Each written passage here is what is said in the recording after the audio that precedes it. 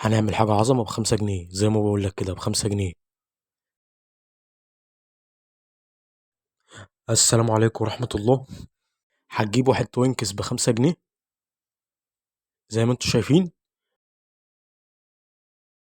بعد كده هتجيب طاسة، ومش هتحط ولا سمنة ولا زيت، يعني هتسيب الطاسة زي ما هي كده على نار هادية لحد ما تسخن.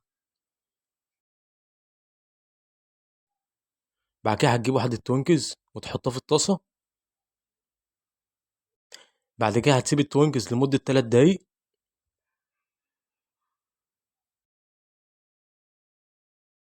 دقايق. وهنسيب الكيكة على الناحية التانية لمدة 3 دقايق. وزي ما انتوا شايفين ده الشكل النهائي للكيكة. هناكل بقى بسم الله. يعني الصراحة الكيكة طعمها جميل جدا، وزي ما انتوا شايفين الفانيليا سايحة اهي قدامكم. يعني انصحكم تجربوا الاختراع ده. ما تنسوش بقى تعملوا لايك وتشتركوا في القناة عشان يوصلكوا جديد. السلام عليكم.